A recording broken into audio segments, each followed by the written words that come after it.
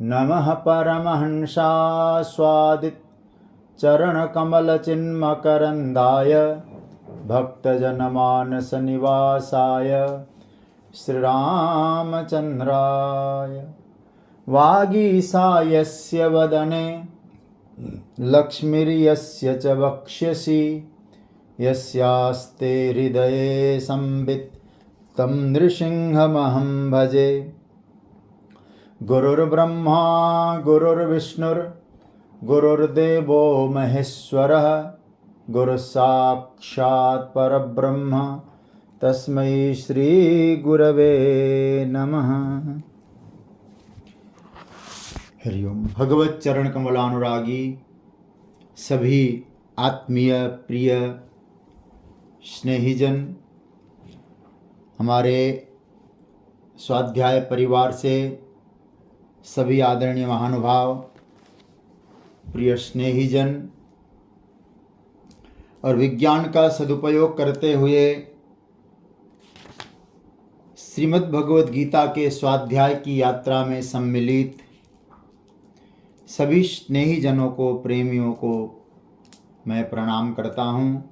आप सबका अभिनंदन करता हूँ। कुछ दिनों की यात्रा चलती है, फिर विराम लेना पड़ता है। कुछ विवस्थाएं भी है, कुछ व्यवस्था भी है, और इसी के आधार पे इस यात्रा का आज यह एक तरह से विश्राम रहेगा। और जो 2 प्रकरण अर्जुन ने उठाए हैं, मुझे लगता है कि आज उस प्रकरण को हम पूरा करेंगे। त्याग और संन्यास के विषय में जो 2 प्रकरण अर्जुन के द्वारा भगवान के चरणों में जिज्ञासा प्रकट की गई है, उनको आज हम यहाँ विराम देंगे। तो कल एक चर्चा चली थी, थोड़ा सा उसको टच करके फिर हम लोग आगे बढ़ेंगे। कल चर्चा ये चली कि दुर्मति व्यक्ति यथार्थ नहीं देख पाता। जो सही है वो सही रूप में उसका आकलन नहीं कर सकता, उसको हम लोग दुर्मति कहते हैं। क्योंकि कल एक चर्चा आई, नसा पश्यति दुर्मति, ये 16वें मंत्र के अंतिम चरण में आया। दुर्मति वह दुर्मति, सह और दुर्मति नहीं देख पाता, यथार्थ को नहीं देख पाता। तो कौन देख पाता है? तो यहाँ एक अर्थ तो समझ में आता है, इसको उल्टा कर देंगे तो सुमति देख पाता है, दुर्मति नहीं देख पाता है। तो सुमति कैसे बनी? जब सुमति की चर्चा मैं करता हूं तो मुझे हनुमान चालीसा की वो पावन पंक्ति याद आती है, महावीर विक्रम बजरंगी कुमति निवार सुमति के संगी। हनुमान जी ही सुमति को प्रदान करने वाले हैं। और तुलसी साहित्य में देखा जाए तो हनुमान जी गुरुदेव हैं, क्योंकि जय जय जय हनुमान गोसाई कृपा करहु गुरुदेव की नाई। तो हनुमान जी गुरुदेव है। और गुरुदेव का कार्य क्या है? बोले अपने से जुड़े हुए साधक के मस्तिष्क में, बुद्धि में जो दुर्मति और कुमति आई है उसको सुमति में तब्दील कर दें। यही गुरु का कार्य होता है। गुरु कोई लॉटरी खोल के आपके नंबर की लॉटरी लगा दे, इसका नाम गुरु नहीं होता है। गुरु का अर्थ है यथार्थ जो है, जो सही है, उसको दिखाने का काम एक गुरु का होता है। इसलिए थोड़ा सा चिंतन यह करना है हमको।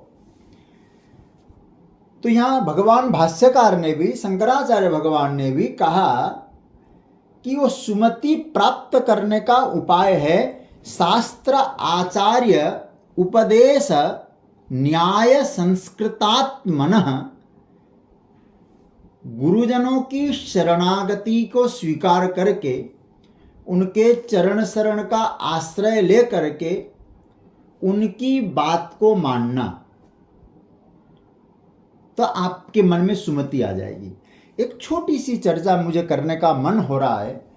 हम कई बार ऐसी हमारी वृत्ति बनी हुई है, हम गुरु को तो मानते हैं लेकिन गुरु की नहीं मानते। इसी तरह से हम कहेंगे गुरु ने कुछ कहा है, गुरु की फोटो की पूजा करेंगे, गुरु को फूल चढ़ाएंगे, माला पहनाएंगे, एक गुरु को मानना है।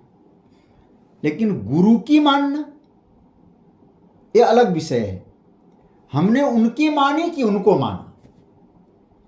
तो यहां क्या कहा गया है, यदि सुमति चाहिए जीवन में, आपको दुर्मति का निवारण करके सही रूप में आपको देखने की दृष्टि प्रदान करे गुरु, यदि ऐसी आपके मन में भावना है तो गुरु को तो मानिए मानिए, लेकिन गुरु की उससे पहले मानिए। तो आचार्यों के चरणों में रह करके उनकी सेवा तो करें, लेकिन उन्होंने जो बताया उसको यदि हम मानेंगे तो निश्चित रूप से सुमति आ जाएगी, अन्यथा फिर कुमति ही आएगी। सती ने शिवजी को माना, सती ने शिव को तो माना लेकिन शिव की नहीं मानी। शिव को मानती है, ये मेरे पति है, ये सच्चिदानंद है, शंकर जगत वंद्य जगदीशा, सुर नर मुनि जहि नावहि सीसा। मेरे पति कैसे हैं? जगत वंद्य है, मान रही है शिव को। लेकिन शिव ने कहा यह साक्षात परब्रह्म भगवान राम है, मैं जैसे प्रणाम कर रहा हूं सती, तुम भी प्रणाम करो। लेकिन सती तर्क करती है। और शिव कौन है? मानस का सिद्धांत है वंदे बोधमयम नित्यम गुरुम शंकर रूपिणम। शिव भी गुरु है। और पार्वती ने तो मानस में स्पष्ट कहा है तुम त्रिभुवन गुरु वेद बखाना, आप तो त्रिभुवन के गुरु हैं। तो शिव गुरु के रूप में है, तो सती ने गुरु को मानने में कोई कोर कसर नहीं छोड़ी है, मानती है, जगत वंद्य है, सर्वाधार है, सर्वाधिष्ठान है। लेकिन जब गुरु एक है, मैंने जैसे प्रणाम किया है, भगवान है, तुम प्रणाम करो, एक गुरु की नहीं मानी। परिणाम क्या निकला? कुमति आ गई। क्या कुमति आ गई? राम को एक सामान्य पुरुष समझ लिया, एक राजा के बेटे समझ लिया, परीक्षा करने चली गई। बात पकड़ना इन बातों को। यहां यथार्थ कौन है? सच्चिदानंद कहकर जब भगवान शंकर प्रणाम कर रहे हैं, भगवान राम तो सच्चिदानंद परब्रह्म परमेश्वर है। लेकिन उनको क्या समझा? एक पत्नी के विरह में घुमा हुआ राजा का बेटा है। तो इसका अर्थ क्या हुआ? नसह पश्यति दुर्मति। गुरु के पास भी रहें लेकिन गुरु को माने, गुरु की न माने तो कई बार मति सुधर नहीं पाती है। इसलिए सती ने शिव को माना, शिव की नहीं मानी, तो जो राम की पहचान नहीं हो पाई, राम की पहचान न हो पाई, तो उसी शब्द को यहां जोड़िएगा, न स पश्यति, सही रूप में नहीं जान पाई। अब इधर कल मैंने चर्चा की थी, सुग्रीव ने हनुमान जी से कहा आप कहेंगे तो मैं मान लूंगा, और कहना कि बाली के भेजे हुए दूत होंगे तो मुझे इशारे से बोल देना। बस यही जीवन का सूत्र है। जो गुरु का इशारा समझ पाता है ना, उसका कल्याण हो ही जाता है। सदगुरु का, आचार्य जनों का इसलिए नहीं कहा कि केवल मुझे इशारे से कह देना कि बाली के भेजे हुए दूत है, मैं भाग जाऊंगा। तो सुग्रीव क्या कहता है? आप हनुमान है, आप भी गुरु हैं, लेकिन गुरु इशारा करते हैं। जो गुरु का इशारा समझ सकता है तो समझ लीजिएगा उसको क्या मिलता है? राम मिला है राजपद दीन। दोनों की भूमिका देख लीजिएगा। यदि दोनों की आजकल की तरह हम कहेंगे राशि फल देखा जाए तो सुग्रीव और सती की राशि तो एक ही है, लेकिन यह क्रिया का रूप देखना जरा। हनुमान को भी मानता है सुग्रीव और हनुमान की भी मानता है। तो यदि सुमति जीवन में चाहिए तो भगवान को मानिए, भगवान की मानिए, गुरु को मानिए, गुरु की भी मानिए। इसलिए भगवान भाष्यकार ने क्या कहा, आचार्य उपदेश न्याय संस्कृतात्मनः। गुरुजनों के उपदेश जो न्याय संगत है उनको चिंतन करके उसके द्वारा अंतःकरण को पवित्र कर सकता है, सुनकर उसका आचरण कर सकता है, उसी के जीवन में सुमति आती है। और सुमति आती है तो सही देख पाता है, दुर्मति आती है तो राम को परब्रह्म परमात्मा को भी साधारण मनुष्य ही समझता है। मैं यहाँ ये नहीं कह रहा हूँ सती छोटी है, साधना की दृष्टि से सुग्रीव बड़े हैं। मेरा कहने का कोई हेतु ये नहीं है। मेरा कहने का यह है कि हमको सुमति चाहिए, दुर्मति नहीं चाहिए। यदि सुमति की आवश्यकता है तो जिनके शरणागत में हम हैं, वो चाहे परमात्मा हो, मेरे सद्गुरु हैं, उनको अवश्य मानिए, लेकिन उनकी भी मानिए। ये इसका मैं संकेत करना चाह रहा था। अच्छा भाई, अब गुरुजनों के उपदेश से, गुरुजनों की कृपा से, उनकी बात का आदर करने के बाद जो आपको सुमति की प्राप्ति हुई, उस सुमति से होता क्या है? सुंदरमति, सुमति से होता क्या है? तो यहां हमारे आचार्य कहते हैं दो प्रत्यय वहां उठते नहीं, जो विकल्प वहां नहीं उठेंगे। मतलब एक ही यथार्थ है वो समझ में आ जाएगा। ये दो में से दो उठेंगे ही नहीं। पहली बात तो उठेंगे भी तो ये समझ जाएगा ये सही है, ये गलत है। मतलब दो विकल्प उसके जीवन में नहीं होंगे। मतलब दो प्रत्यय उठते भी हैं, तुरंत एक कट जाता है। जो गलत प्रत्यय, गलत विकल्प है, वो हट जाता है। सुमति का यह भाव है। मतलब ठीक है, हमारा पूर्व संस्कार है, पूर्व अभ्यास है, हमने पहले इस प्रकार का अभ्यास किया, इस प्रकार का संस्कार में हम लोग रहे हैं। भले ही कोई इस प्रकार का विकल्प उठे भी, पर इस समय में अपने विवेक का आदर उसने किया तो तुरंत जो सही नहीं है वो हट जाए। दो ऑप्शंस में से एक ऑप्शन उसको स्वीकार करेगा, क्योंकि एक ही सत्य है, दो नहीं है। तो एक पर जो दृढ़ निश्चयी बन जाता है, वो समझ जाता है गलत है, तो दूसरा प्रत्यय मिट जाए। अथवा यूं कहा जाए अब उठना ही बंद हो जाए तो अलग बात और है। भगवान भाष्य में तो यहां तक लिखते हैं, मैं स्वर्ग जाऊंगा कि नरक जाऊंगा। बोले इस प्रकार के दो विकल्प जीवन में हो ही नहीं। तो उसी का नाम है सुमति, वही वास्तव में देख पाता है। ठीक है, इसलिए भगवान ने क्या कहा, तत्रैवं सति कर्तारम आत्मानं केवलम तु यः पश्यत्य अकृत बुद्धित्वान् न सह पश्यति दुर्मति। इसका अर्थ यह है, वहां केवल आत्मा को कर्ता मानना, अकृत बुद्धित्वात् संस्कारित बुद्धि न होने के कारण वह नहीं समझ पाता। तो क्या क्यों? बोले आत्मा को कर्ता मान बैठता है, वो दुर्मति है, यथार्थ वो देख नहीं पाता है। अच्छा भाई, अब 16वें जो मंत्र है, अभी जो इस पर हम लोग थोड़ा सा प्रकाश इस पर थोड़ा देखा हम लोगों ने। 16वें मंत्र में भगवान ने एक चीज कही, आत्मा को कर्ता मानने वालों की भगवान ने दुर्मति कहकर निंदा की। ठीक है, अपने आप को जो कर्ता मानता है, क्योंकि भगवान कहते पंचैते तस्य हेतव, 5 कर्म करने वाले हैं, उसमें आत्मा को जोड़ता है, तो भगवान ने उसकी खूब निंदा की। अब आत्मा के रूप को, आत्मा मतलब स्वयं को समझने के बाद अपने आप को यथार्थ स्वरूप में समझ करके जो व्यक्ति अपने आप को अकर्ता और बंधन मुक्त समझता है, ध्यान से समझना दोनों चीज, कर्ता मैं नहीं हूं और मैं कहीं बंधा नहीं हूं, ये व्यक्ति जो समझता है उसकी भगवान प्रशंसा करते हैं और वही सन्यासी है।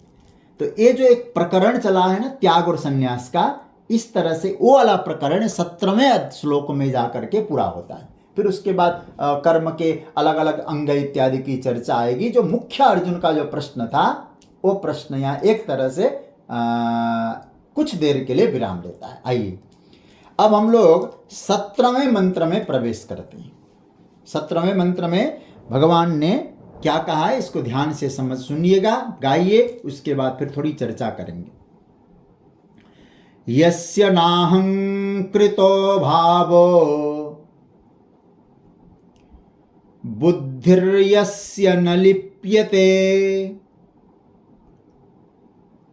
हत्वापि स इमान् लोकान् न हन्ति न निबध्यते।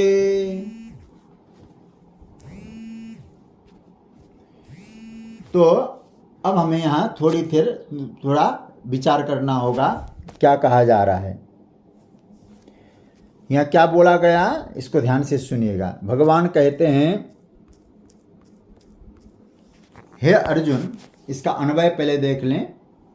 यस्य अहंकृता भाव न यस्य बुद्धि न लिप्यते स इमान लोकान हत्वा अपि न हन्ति न निबध्यते। बहुत गंभीर श्लोक है। क्या अर्थ है? यस्य अहंकृता भाव न, जिसका अहंकृत भाव नहीं रहता। अहंकृत क्या है वो मैं आपको अहम करता, मैं करने वाला हूं, इसका नाम है अहंकृत। ठीक है, अपने आप को कर्ता समझने वाला अहंकृत। यस्य अहंकृत भाव न, जिसका अहंकृत भाव नहीं रहता। यस्य बुद्धि न लिप्यते, जिसकी बुद्धि कहीं लिप्त नहीं होती। स इमान लोकान हत्वा अपि, वह इन सब लोगों को मारते हुए, हनन करते हुए भी, इन सब लोगों को हनन करते हुए भी न हंति, न मारता है, न निबध्यते, और न बंधता है। एक बार फिर दोहरा दूं, जिसका अहंकृत भाव नहीं है, जिसकी बुद्धि लिप्त नहीं होती, वह सब लोगों को मारने के बाद ही, मारता हुआ भी नहीं मारता है और न बंधता है। अब इसको बहुत ध्यान से सुनना पड़ेगा, थोड़ा गंभीर चिंतन भी हो सकता है, और मैं कहूंगा ये महत्वपूर्ण इसीलिए भी प्रकरण है क्योंकि प्रकरण का विश्राम है, एक प्रकरण संन्यास और त्याग का। यह एक शब्द आया अहंकृतः। यह अहंकृत शब्द बड़ा व्यापक शब्द है, इसको समझना होगा। व्यापक इस दृष्टि से कहता हूं, अविवेकियों के लिए बहुत बड़ा शब्द है। अहंकृतः इति लक्षण भाव, मतलब यह कृत शब्द का अर्थ होता है कर्ता।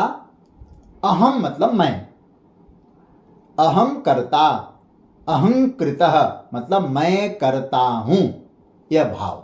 इसका क्या नाम बताया भगवान का? अहंकृतः। मतलब ऐसा जो अहम करता, अपने आप को कर्ता मानने वाला व्यक्ति। यस्य अहंकृता भाव न, ऐसा भाव नहीं है। यदि किसी साधक को यह निश्चय मिल जाए, इस निष्कर्ष में वह साधक पहुंचा हो कि अहम तत्व के ये जो करण है, करण मतलब जो हमारे इंद्रियां कर्म को करने वाले इंस्ट्रूमेंट जो 5 बताए, जो अहम तत्व के ये जो करण है, उन करणों का, उन इंस्ट्रूमेंटों का मैं साक्षी हूं, मेरी बुद्धि लिप्त नहीं है। स हत्वापि, अर्जुन वह सारे लोगों की हत्या कर दे, मार डाले, शंकर भगवान की तरह रौद्र रूप धारण करके प्रलयंकर बन के सबको मार डालता हो, न हंति, फिर भी नहीं मारता है, न निबध्यते, और बंधन भी उसको नहीं होता है। ये श्लोक है। अब थोड़ा मैं फिर कहूंगा आप लोगों को, आत्मा व्यक्ति मारता हुआ भी कैसे नहीं मरेगा, कैसे नहीं मारने वाला बनेगा, कैसे बंधन उसको नहीं होगा, इसको बहुत बहुत गंभीरता से समझना होगा। इसमें एक प्रश्न उठाया जाए। भगवान भाष्यकार ने इसका प्रश्न बनाया पहले। पूर्व संस्कृत में एक चीज आती है, पूर्व पक्ष उत्तर पक्ष। पूर्व पक्ष मतलब इसमें कोई मन में शंका, कोई बात रख दें, यह पूर्व पक्ष है, तर्क रख दो। एक क्या तर्क दिया पहले, कहा ननु हत्वा अपि न हंति इति विप्रतिसिद्ध उच्यते, यद्यपि स्तुति, कहते यद्यपि ज्ञानी की स्तुति है सन्यासी की, फिर भी ये लगता है कि दो विपरीत बात कही गई। क्या कहा गई? दो बातें, दोनों को आप पकड़ना। हंति न हन्यते, पकड़ में आ रही ना बात? हंति न हन्यते, न हंति, हत्वा अपि न हंति। एक तरफ लिख दीजिए हत्वा और दूसरी तरफ लिख दीजिए न हंति। ठीक है, अब आप विचार करिए, हत्वा मतलब मार करके, न हंति और नहीं मारता। अब इस और तार्किक दृष्टि से देखा जाए, कोई व्यक्ति कहे मैं मौन हूं, ठीक है, मौनी आदमी बोलेगा। दूसरा कोई व्यक्ति कहे मम मुखे जिह्वा नास्ति, मेरे मुख में जीभ नहीं है। अब बोलो, जीभ नहीं है तो बोल कैसे रहा हो? इसका मतलब, इसको संस्कृत में एक दोष माना गया है, बदतो व्याघात। बोले तुम कैसे बोल पा रहे हो? फिर तुम एक तरफ तो कह रहे हो हत्वा भी कह रहे हो मार करके, न हंति। या तो आप कहें कि न हंति, या कहिए हत्वा। एक ही व्यक्ति के लिए कहा जा रहा है, वो मारता है, मारते हुए भी न हंति। बात पकड़ में आ रही ना? मतलब एक तरफ तो आप हनन क्रिया, मारने की जो क्रिया है, उस क्रिया को स्वीकार कर रहे हैं ना। मारने की जो क्रिया है, कर्म है, उसको स्वीकार किया है कि नहीं किया? हत्वा मतलब मारने की क्रिया को एक्सेप्ट किया गया, और दूसरी तरफ क्या कहा जा रहा है? न हंति, वो मारता नहीं है। या तो तुम पहली क्रिया को एक्सेप्ट मत करो। मैं इसलिए बात को आप लोगों के सामने कह रहा था, थोड़ा बहुत ध्यान से समझना पड़ेगा, क्योंकि यदि मारने की क्रिया आपने एक्सेप्ट किया है, तो फिर तो आप न हंति बोल नहीं सकते। कैसे बोलेंगे आप? बड़े हनन क्रिया का निषेध तो आप कर नहीं रहे ना। मारने की क्रिया का निषेध भी करते, लेकिन वो भी नहीं हो रहा है। कहे कि नहीं वो मारता है लेकिन नहीं मारता, मारते हुए भी नहीं मारता। ये दोनों एक साथ कैसे होगा? तो बहुत गंभीरता से है। अच्छा, हत्वा और न हंति अलग अलग कर्ता तो है नहीं, कर्ता तो दोनों में एक है। अच्छा, एक ही काल में दोनों ही कर्ता में, दोनों ही कर्ता में दो बात कैसे आ गई?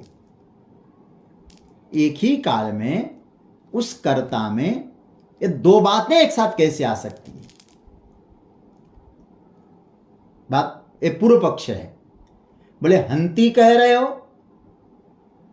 हत्वा कह रहे हो और न हंति कह रहे हो। इसका मतलब है एक ही कर्ता है और दो क्रियाएं, तो मारता भी और नहीं मारता है। तो ये तो बड़ी विचित्र स्थिति है।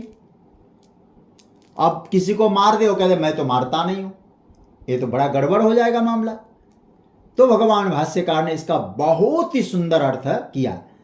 मतलब भगवान शंकराचार्य कहते हैं कि यहां दोनों की जगह अलग अलग है, दोनों की जगह अलग अलग है, मतलब नैष दोष। यहां भाष्य में लिखा को किसी प्रकार का दोष यहां है ही नहीं। क्यों नहीं है? क्योंकि जो यह हनन क्रिया है, मारने की जो क्रिया है, वो अलग धरातल पे है, हाँ? और मारने की क्रिया का जो अभाव है वो अलग धरातल पे है। अलग अलग स्टेज है यहां। धरातल मतलब स्टेज।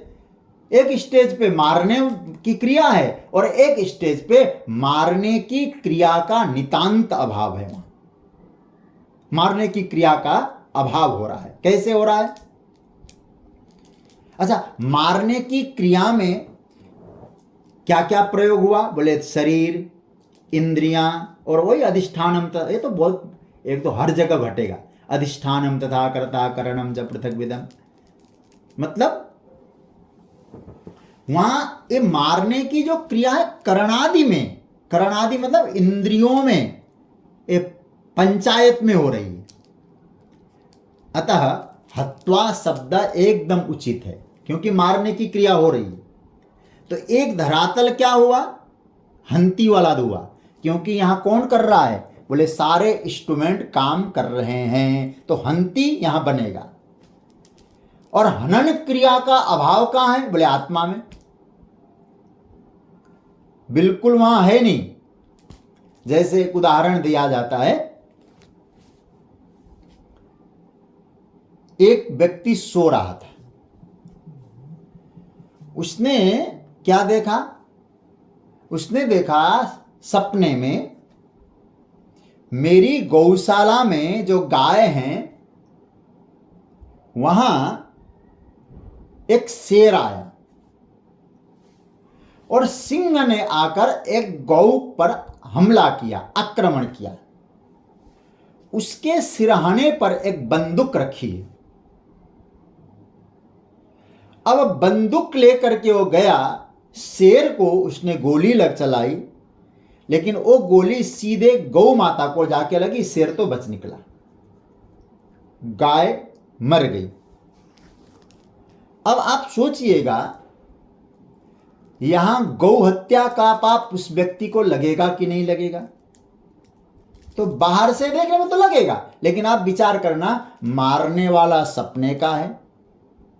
मैंने इसलिए सपना देख रहा है कहा था ना पहले।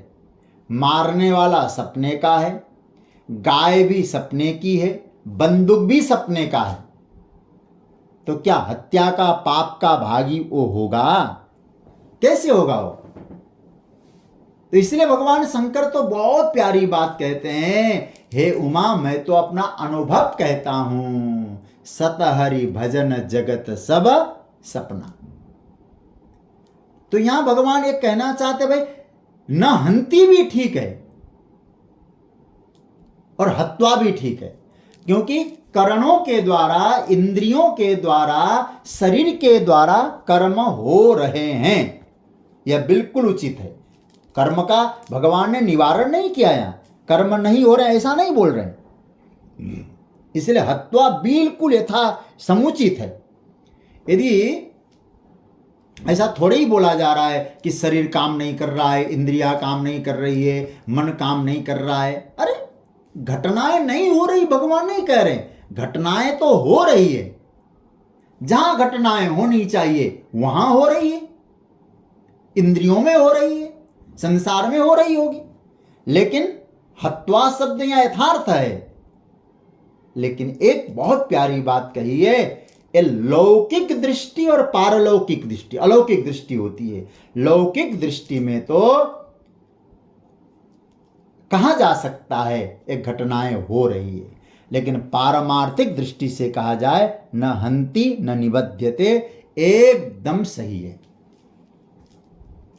ध्यान देना, स्टेज 2 है, धरातल 2 है, 2 स्थितियां हैं। इस मर्म को समझना पड़ेगा। इसलिए वहां क्रिया का अभाव कहा गया है, जहां क्रिया का अभाव कहा गया वहां अभाव है। अपितु ये कहा जाए कहीं क्रिया का अभाव है, लेकिन उस क्रिया का आत्मा में आप आरोप लगा नहीं सकते, क्योंकि आत्मा उस क्रिया से परे है। क्रिया नहीं हुई ऐसा नहीं भगवान कह रहे हैं, क्रिया हुई है, लेकिन इंद्रियां, मन, शरीर, उपकरण उसके कार्य करने के इंस्ट्रूमेंट है। लेकिन आत्मा की धरातल और होने के कारण भगवान भाष्यकार ने अर्थ किया है, न हंति न निबध्यते, आत्मा के साथ जुड़ेगा, हत्वा जुड़ेगा शरीर और इंद्रियों के साथ। इसलिए मैंने यहां भाष्य की एक बात आपके सामने रखी, तो आप इसको अलग बनाइएगा पार्ट। हत्वापि शब्द में क्या जुड़ेगा? शरीर, इंद्रियां, मन आदि उपकरण। न हंति न निबध्यते में आत्मा, न मारता है न बंधता है। तो अलग अलग धरातल की स्थिति को समझना होगा। मतलब सीधी सी बात कहें, हम कहां खड़े हैं, अपने आप को हम कहां पाते हैं, यह हमें समझना होगा। इसलिए श्रीमद् भगवद गीता के विषय में मैं इतना ही कहूं, पहले स्वयं को पहचानो फिर काम में लगो। फिर कोई दिक्कत नहीं है कि मैं कौन हूं, ये पहले पहचानना जरूरी है। तो यहां भगवान क्या कहना चाह रहे हैं इसको समझ लीजिएगा। दोनों ही स्थिति को समझना है, शरीर के स्तर पर, मन के स्तर पर, बुद्धि और इंस्ट्रूमेंट जितने हैं अधिष्ठान तथा कर्ता इत्यादि के स्तर पर हत्वा बनेगा, लेकिन न हंति न निबध्यते बनेगा। कहां बनेगा? ये आत्मा की दृष्टि से बनेगा। तो आत्मा में कर्तृत्व डाला नहीं जा सकता। जैसे सपना, सपना होता है, आप सपने देखने के बाद एक कहते हैं क्या, सपना उपना नहीं होता, बेकार की बात है। अरे भाई, सपना देखा है उसने, कैसे कहेगा कि देखने के बाद भी कि सपना नहीं है ना? लेकिन उस सपना से आपको मिला क्या? कितने पैसे मिले, क्या फायदा मिला, लॉटरी लगी तो क्या मिला आपको? कहने का अर्थ यह है, अलग सपना का भी एक दुनिया है, जागृत का भी एक दुनिया है। इसलिए पहले तो यह है आप कहाँ है, अपने स्टेज को पहचाने, अपनी धरातल को पहचाने, जहां हमें खड़ा होना चाहिए था वहां खड़ा होने की कोशिश करें, क्योंकि कर्तृत्व आत्मा में नहीं है। एक तर्क मैंने दिया, इसलिए मैंने आज के विषय थोड़ा गंभीर लिया हूं, थोड़ा ध्यान से समझ सुनना। दूसरा एक तर्क मैं आपको दे रहा हूं। तर्क यह है, आत्मा को कर्ता मानने में आपत्ति क्या है भाई? क्या आपत्ति, क्या दिक्कत है? आत्मा को कर्ता मान लो, क्या दिक्कत हो रही है? क्योंकि जो कर्म कर, अभी जैसे कहा गया, कर्म करने वाली जो इंद्रियादि है, इंद्रियां, मन, बुद्धि, शरीर, देखा जाए तो इन सब का संचालन तो उन्हीं के कारण हो रहा है। तो देखा जाए तो आत्मा अधिष्ठान माना गया। और गीता का एक सिद्धांत है, गुणा गुणेषु वर्तन्ते। इंद्रियां अपने आप अपने क्षेत्र में व्यवहार करती है, भगवान गीता में कहते हैं। अच्छा, बिना आत्मा के इंद्रियां कैसे विचरण करेगी? बिना आत्मा के इंद्रियां कैसे गति करेगी, दौड़ेगी कैसे? मतलब इंद्रियां कर्म करेगी तो कैसे? अरे भाई, सिनेमा भी देखते हैं तो बिना पर्दे का तो नहीं हो पाएगा ना। पर्दा तो, हाँ पर्दा कुछ करता नहीं, अलग विषय है, लेकिन पर्दे के बिना तो फिर भी तो नहीं हो पाता। इसलिए एक विचार करना, आत्मा के बिना तो कर्म भी नहीं हो रहे, क्योंकि इंद्रियादि जो कर्म करने वाली है वो सब आत्मा की सत्ता से ही तो कर रही है। फिर उस समय हमने एक कह देना आत्मा भी करता है, तो हे भगवान, ये नई बात क्यों आपने डाल दी? क्या डाल दिया आपने? हत्वापि सयमान लोका न हंति न निबध्यते, मार कर भी नहीं मारता और वो बंधता नहीं है। ये तो बड़ी विचित्र बात है महाराज। अरे घर का, फैक्ट्री का मालिक है, काम कर रहे लेबर लोग, कर्मचारी लोग, लेकिन कुछ गड़बड़ हो गया, उत्तरदायित्व तो मालिक की होती है कि नहीं होती है? अरे आत्मा तो सर्व का अधिष्ठान है और आप कहते आत्मा करता ही कुछ नहीं। अरे भाई, उसके बिना तो ये लेबर करेंगे क्यों? तो मालिक को दोष क्यों नहीं देना चाहते आप? तो यहां बहुत प्यारा एक तर्क आया है, इसको भी समझना। क्या कहना चाहते हो? मतलब यह है कि जो अहम है, इन इंद्रियों के साथ, शरीर के साथ मिलकर के एक करता ही होगा कर्म। करोत्येव एक तर्क है, इसको कहेंगे पूर्व पक्ष। अब उत्तर पक्ष देखिए, इसका भी समाधान दिया। इसका समाधान क्या दिया? देखिए, बहुत प्यारा समाधान है। पहला तो उत्तर दिया, भाष्य में दिया, आत्म चैतन्य, जिसको हम लोग आत्मा कहते हैं, चेतन तत्व कहते हैं, क्या इन चारों से मिल सकता है? पहले इस प्रश्न का उत्तर दिया जाए। अच्छा, मिले बिना कर्ता कर्म कैसे होगा? जब तक इनके साथ नहीं मिलेगा तो कर्म कैसे करेगा? इसलिए भाष्य में बहुत प्यारी बात कही, आत्मा का इन संघात का अंग, संघात बना ये जो इंद्रिय संघात है, इंद्रियादि है, इनके साथ मिलना संभव नहीं है। क्यों नहीं है भाई? एक बहुत प्यारी बात कही, अभिक्रिय स्वभावत्ते सति। चूंकि आत्मा सदा अभिकारी है, इसलिए कर्म में विकार आते हैं। जितने भी कर्म होते हैं, कर्म के साथ विकृतियां होती ही होती है। एक्शन का रिएक्शन होता ही होता है। कर्म मतलब एक्शन, उसका रिएक्शन मिलेगा। कर्म की विकृति, कर्म का फल। अब विचार करना,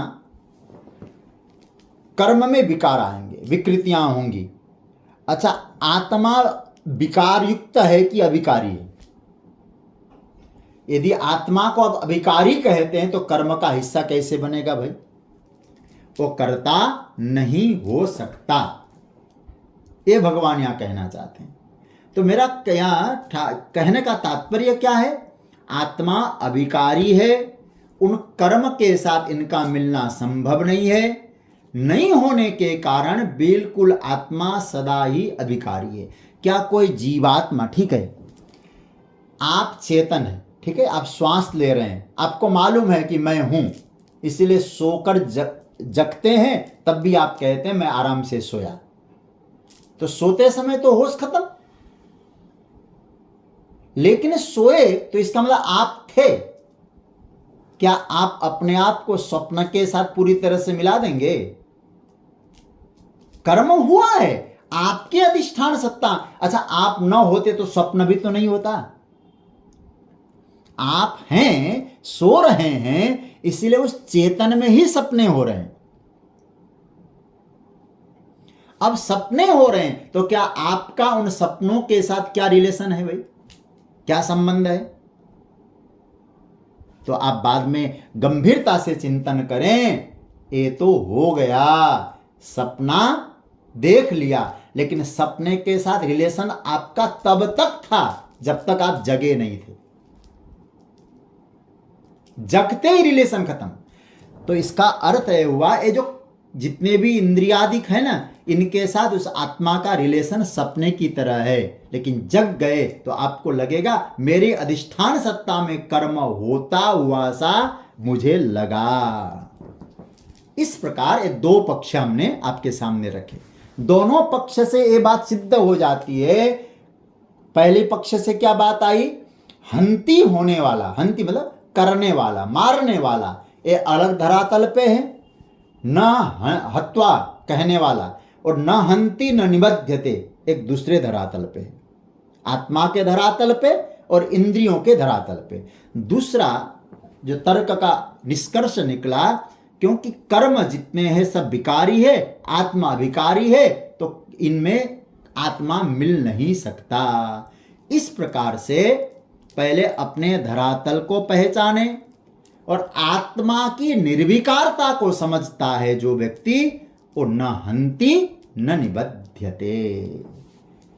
अच्छा महाराज, एक प्रश्न और करूं? बोले बोलो। ये छोटे छोटे कर्म को तो शायद करता नहीं बनता होगा, इसका फल उसको आत्मा को नहीं मिलता, लेकिन बड़ा सा कर्म आ जाए, भयंकर कर्म करना पड़े, तो शायद आत्मा को तो महाराज उसमें से लपेटे में आ जाता होगी, आत्मा भी आ जाती होगी। तो ठाकुर जी ने बहुत बढ़िया बात कही, अर्जुन ईमान लोकान हंति, मैं जब कह रहा हूं इन सभी लोगों को मारने के बाद भी इससे बड़ा घनघोर कर्म क्या हो सकता है भाई? इससे बड़ा भयंकर कर्म क्या हो सकता है? सबको मारता है। ईमान लोकान हत्वापि न हंति न निबध्यते। ये बात भगवान यहां कहना चाहते हैं। तो मेरा कहने का अर्थ ये बना, यहां भगवान ने स्पष्ट कर दिया है, किसी भी दृष्टि से देखा जाए कर्म होते हैं, आत्मा उसमें निर्विकार है। आत्मा की सत्ता में कर्म होने का मतलब ये नहीं कि उन कर्म का लेप आत्मा में आप लगा दो, यह असंभव वाली बात है। आप हैं तो सपना दिखता है, लेकिन ये नहीं कि सपना आप के साथ रिलेशनशिप में रहते हैं, अथवा यूं कहा जाए और सपने का प्रभाव आप पर पड़ेगा। हाँ, अब कई लोग ऐसे होते हैं, एक सपना देख लिया तो दिन भर उसको दिमाग में लेकर घूमते रहते, सपना ऐसा देखा था, क्या हुआ, लेकिन जब जगा सपना गायब। अच्छा, तो इस श्लोक का शायद अर्थ आ भी गया होगा इसका। फिर अब मैं इसको कंक्लूजन करूंगा, प्रकरण को पूरा करना है मुझे। इसका अर्थ हुआ जिसमें अहंकृत भाव नहीं, अहंकृत का मतलब मैं करता हूं, इस प्रकार का भाव नहीं है, और बुद्धि जिसकी किसी कर्म के साथ लिप्त नहीं होती है, वो व्यक्ति पूरे लोगों को मारने के बाद भी नहीं मारता, न हंति हत्वापि न हंति, नहीं मारता, और न निबध्यते, बंधता नहीं है। तो सज्जनों, यहां तक त्याग और संन्यास का प्रकरण एक तरह से पूरा हुआ। दो प्रश्न उठे थे, थोड़ा विचार करिएगा। एक बार मैं इस प्रकरण को थोड़ा सा आपके सामने रखना चाहूंगा। अर्जुन ने पूछा था पहले श्लोक में संन्यास के विषय में और त्याग के विषय में, मुझे अलग अलग करके समझाइए, संन्यास किसको कहा गया है और त्याग किसको कहा गया है। एक बार विहंगम दृष्टि से देखिएगा तो सारा प्रकरण आपको जैसे दर्पण की तरह समझ में आ जाएगा। भगवान ने अर्जुन के प्रश्न का आदर करते हुए त्याग की स्थिति के बारे में बताया, संन्यास की स्थिति के बारे में भी बताया। त्याग में भगवान ने दो बातें विशेष रूप से कही, संभव हो सके तो बहुत ध्यान से समझना। एक, त्यागी किसको कहा गया है? जो व्यक्ति संग और फल को छोड़ता है, जो संग को छोड़े, कर्म के प्रति, कर्म के प्रारंभ में, कर्म काल में जो संग को त्यागता है और बाद में फल बुद्धि का भी त्याग करता है, और मैंने उसकी चर्चा करी, प्रसाद बुद्धि से उसको स्वीकार करता है। तो त्याग का लक्षण क्या है? त्याग का लक्षण यह है जो संग और फल का त्याग करे वो त्यागी है। कर्म त्यागी को भगवान ने त्यागी नहीं कहा है। कर्तव्य छोड़ना, काय क्लेश भयात् त्यजेत, आए हुए कर्तव्य को त्यागना, शरीर के काय क्लेश, शरीर के क्लेश, भय इत्यादि से छोड़ना भगवान को किसी प्रकार से मान्य नहीं है, स्वीकार्य नहीं है। इसलिए वो अविवेक के लक्षण भगवान ने बताया है। यह कोई त्याग नहीं है, कर्म को त्यागना, कर्म को छोड़ना। तो त्याग के विषय में ठाकुर जी का यही भाव है, जो संग को त्यागे और फल बुद्धि को छोड़े, प्रसाद बुद्धि से जो मिलता है उसको ग्रहण करें।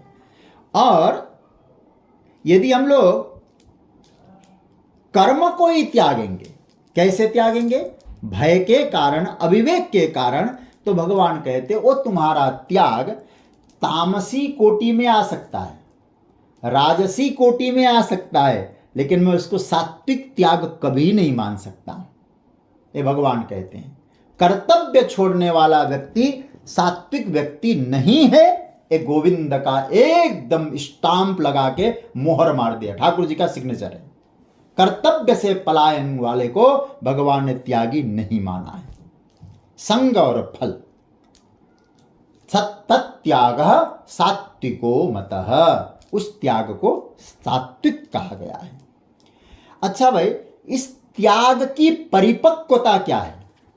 इस त्याग का फल क्या है?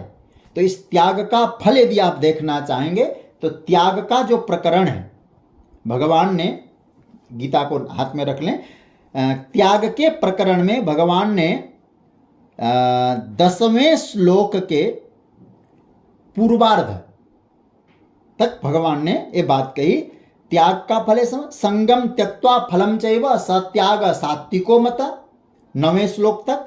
उसके बाद न द्वेष्ट कुशलम कर्म कुशले नानुसज्जते, ये त्याग का फल है 10वें श्लोक में।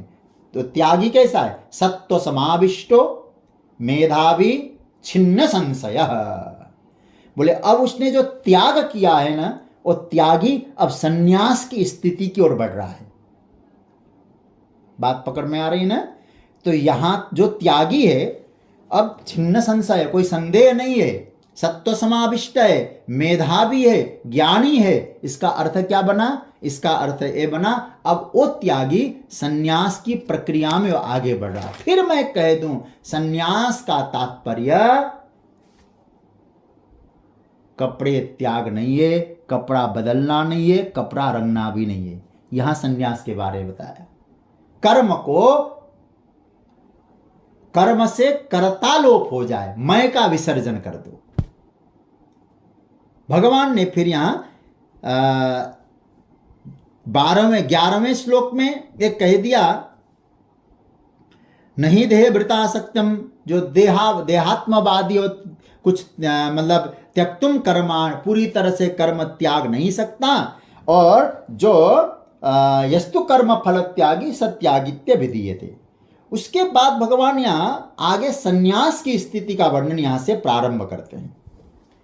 फिर भगवान ने 12वें श्लोक में बताया कि सन्यासी को कर्म का फल नहीं मिलता। देखो, न तो सन्यासी नाम कचित, सन्यासियों को कर्म का फल नहीं मिलता।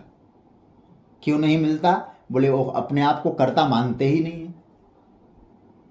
क्यों नहीं मानते? तो वहां से भगवान इसको प्रारंभ करते हैं, पंचैतानि महाबाहो से एक कर्म करने वाले इंस्ट्रूमेंट ये होते हैं। तो सन्यासी समझता है इंस्ट्रूमेंट अपना काम कर रहे हैं, ईश्वर के औजार हैं, और कई बार स्वयं को भी औजारी मान लेते हैं। तो भगवान ने सन्यासी को कर्म फल नहीं मिलता ऐसा कहा। मतलब सन्यास का मर्म भगवान ने फलम न भवति ऐसा प्रभु ने कह दिया। वहां अहंकृत भाव नहीं है। मैं बहुत लंबा प्रकरण हो जाएगा इसलिए उसका विस्तार नहीं जाऊंगा। तो सन्यास की स्थिति को विराम देते हुए, क्योंकि इसके बाद पूरा अधिष्ठान करता है, अधिष्ठान है, करता है, करण है, सब चर्चा करके अंत में भगवान ने कहा कि भाई जो ये कहता है कि मैं आत्मा के रूप में करता हूं, तो केवल आत्मा करता नहीं है, ये बात कही। अब फिर भगवान कहते क्यों नहीं होता, आत्मा सन्यासी को कर्तृत्व क्यों नहीं मिलता? तब भगवान ने कहा क्योंकि उसमें अहंकृत भाव नहीं होता है।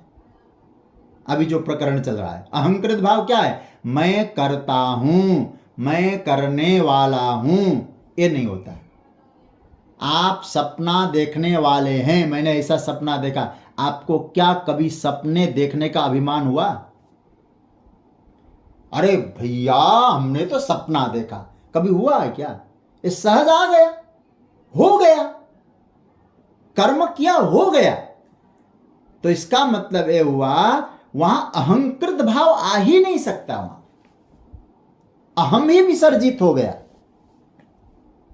तो अहम जब विसर्जित हो जाता है तो बचता क्या है? जो मैं समाप्त होता है ना, तो फिर तुम बचता है, ईश्वरी बचता है, वहां केवल परमात्मा बचता है। तो भगवान ने फिर 10वें श्लोक से आगे के जो प्रकरण है उसमें सन्यास की स्थिति का वर्णन किया। सन्यास में त्यागी सत्व समाविष्टो मेधा, त्याग का फल सन्यास है। त्याग पहले, उसके बाद सन्यास, और उसका परिपक्व कहां हुआ? यस्य नाहंकृतो भावो बुद्धिर यस्य न लिप्यते हत्वापि स इमान लोकान न हंति न निबध्यते। बोले इस सन्यास को भगवान ने पूरा किया है इस श्लोक में जाकर के। कौन से श्लोक है? 17वें श्लोक में। वहां अहम भाव नहीं है, इसलिए न हंति न निबध्यते, न मारता है न वो कहीं बंधता है, बंधन की क्रिया भी नहीं है, और करने की, मारने का अथवा कोई भी क्रिया का उसको अभिमान नहीं होता है, क्योंकि वो जानता है कर्म तो हुए हैं। यदि मेरी दृष्टि में कहा जाए, भगवान ये कहना चाहते हैं जैसे कोई जीवात्मा सो करके सपना देखता है तो सपने देखने का उसको किसी प्रकार का अभिमान नहीं होता है।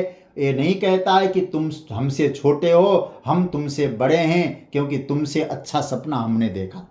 एक कभी कंपटीशन नहीं होता सपने को देखकर, लेकिन सपना देखा तो है, हुआ तो है। तो इसीलिए वो उस सपने का कर्ता अपने आप को कैसे मान पाए, कैसे अभिमान करेगा, अहंकृत कैसे होगा वो? तो भगवान कहते हैं अहम भाव को विसर्जित करना चाहिए। तो यहां प्रकरण में इस त्याग और सन्यास का प्रकरण यहां पूरा होता है। 10 श्लोक तक भगवान ने, 10 श्लोक के में भगवान ने त्याग की चर्चा, और नीचे फिर और त्यागी होने के बाद सन्यास की यात्रा में चला गया, और सन्यास की चर्चा भगवान ने 17वें मंत्र में आकर के पूर्ण किया है। तो मैं एक बार चाहूँगा, तो हम लोगों ने जो 17 श्लोकों पर चिंतन किया है, एक बार इनका पाठ कर लेते हैं, फिर मैं इसको विराम दूंगा, जिससे कि ये संस्कार बन जाए और इसका मन मन में कभी रिवीजन भी आ जाए कि भैया ये स्थिति है। तो त्याग और सन्यास जो अर्जुन का प्रश्न था, उसके बाद फिर यहाँ आगे से फिर कर्म के अंग कितने होते हैं ये भगवान कहते, फिर धृति है, बुद्धि है, सात्विक धृति क्या है, सात्विक बुद्धि क्या है, ये सब चर्चा भगवान यहाँ करेंगे। फिर समय मिलने पर उसकी चर्चा हम लोग करेंगे। तो आइए एक बार 17वें मंत्र तक, पूरा बहुत लंबा है, 78 श्लोक है भाई गीता के 18वें अध्याय में, इसलिए पूरा नहीं, केवल 17 मंत्र तक ही हम लोग पढ़ें। श्री परमात्मने नमः। अथ 18 अर्जुन उवाच सन्न्यासस्य महाबाहो तत्त्वमिच्छामि वेदितुं त्यागस्य च ऋषिकेश पृथक् केशिनिषूदन। श्रीभगवानुवाच काम्यानां कर्मणां न्यासं सन्न्यासं कवयो विदु सर्वकर्मफलत्यागं प्राहुस्त्यागं विचक्षणा। त्याज्यं दोषवदित्येके कर्म प्राहुर्मनीषिणः यज्ञदान तपकर्म न त्याज्यमिति चापरे। निश्चयं शृणु मे तत्र त्यागे भरतसत्तम। त्यागो हि पुरुषव्याघ्र त्रिविधः सम्प्रकृतितः यज्ञदान तपः कर्म न त्याज्यं कार्यमेव तत्। यज्ञो दानं तपश्चैव पावनानि मनीषिणाम् एतान्यपि तु कर्माणि संगं त्यक्त्वा फलानि च कर्तव्यानीति मे पार्थ निश्चितं मतमुत्तमं। नियतस्य तु सन्न्यास कर्मणो नोपपद्यते मोहात् तस्य परित्याग तामसः परिकीर्तितः। दुःखमित्येव यत्कर्म कायक्लेशभयात् त्यजेत् सकृत्वा राजसं त्यागं नैव त्यागफलं लभेत्।